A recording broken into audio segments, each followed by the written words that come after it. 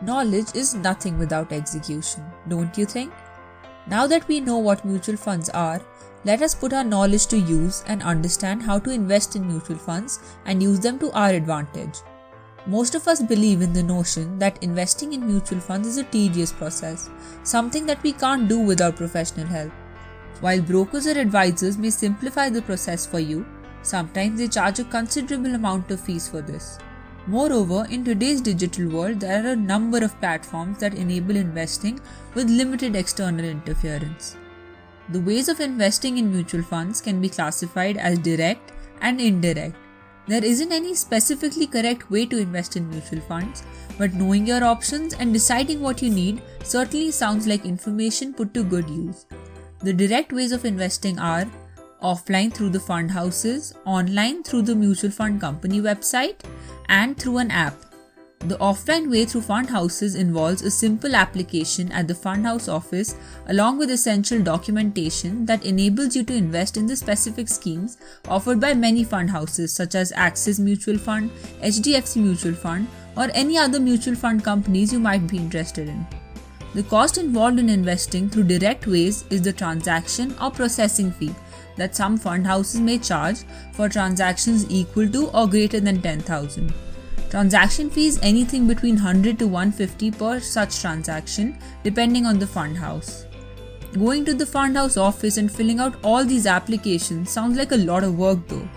That is why many of these companies have their own websites where we can enter our credentials and select the mutual fund scheme according to our requirements, as discussed in the previous video, the link to which is present in the description. But wouldn't it be convenient if we could invest in multiple funds directly and view all of their details at one single platform? Well, that is exactly what online apps such as Coin, Groww, paytmmoney do by providing a platform for investing directly in different mutual fund schemes, allowing aggregation at one place along with a detailed report of the activity of the different investments under these schemes. Say you have invested in HDFC Mutual Fund along with ICICI Prudential Fund at the same time using one of these apps. As you can see, they would provide you with a detailed report of your earnings and growth from both the fund schemes simultaneously at a single platform. Based on your convenience and specifications, you can then select from the many options of schemes under the direct way of investing in mutual funds. Now comes the indirect method of investment. As the name suggests, this comprises of a middle agency such as a broker or banks that help you invest. The cost in this case involves professional fee, advisory fee, processing or transaction fee. The professional fee is generally 0.5% of the asset under management, which is the total value of the assets being handled by the fund managers, which signifies the amount paid for professional expertise and handling. Investing through a broker results in higher costs as you have to pay for the brokerage fee for execution of each transaction separately, as well as for the advisory and professional fees followed by the processing fee of the mutual fund. While a 0.5% fee seems to be a fair cost, when calculated for a longer duration and bigger deposit amounts, it signifies a massive chunk of money being spent. Suppose there is an investment portfolio where your advisory fee is equal to 0.5% of the asset under management, other fees, mainly the expense ratio, is equal to 1.5%. Your total fee under the indirect method would be the sum of the professional advisory fee and other fee, which would be equal to 2%, while the total fee under direct method would be 1.5%. A 0.5% difference seems small, right? Let's have a closer look. Let's say you are making a gross annual return of 12% on the mutual fund investments and are investing 2 lakh per annum. In indirect method, the net return would be 12 minus 2, which is equal to 10%. In direct method, the net return would be 12 minus 1.5, which is 10.5%. Now let's look at the values for after 10 years and after 20 years.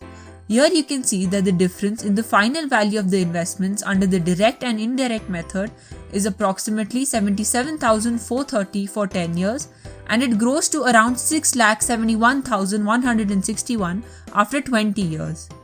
This fee would increase furthermore if the duration and initial amount is increased by a higher margin.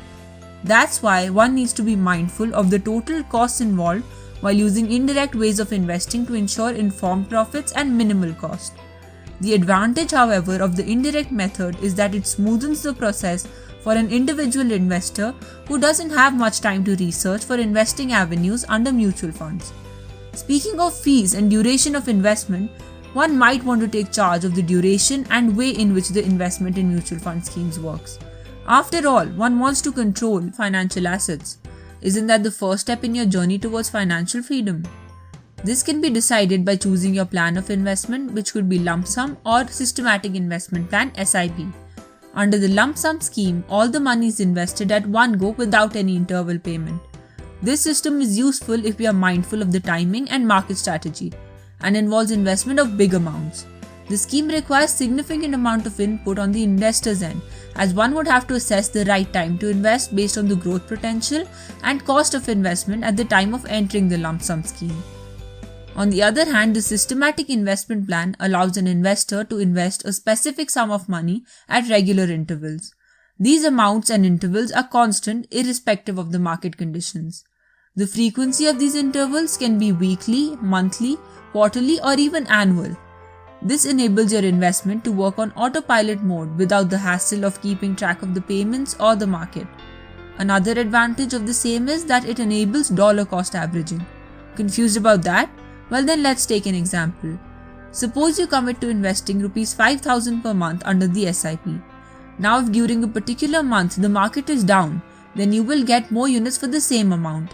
As the market returns to normal, you will end up making higher returns for that installment than other installments. This method helps in mitigating risk of market fluctuations and enables investing smaller amounts towards the bigger goal of the mutual fund scheme. Hence, the risk of market volatility is reduced as we are investing in different time frames. Understanding the investment process is relatively easier than understanding your goal of investment. Investment in mutual funds either through direct or indirect ways, through SIP or lump sum scheme, can only be fruitful if we know our goals, risk profile, time horizon and purpose of investing in the same. Want to assess your goals? Well then you can visit our website to try out a tool for the same, the link for which has been provided in the description. Once you understand your investing constraints, mutual funds can be a lucrative way of growing wealth through the numerous schemes available that fit the needs of every investor looking to make a fortune through the power of investing.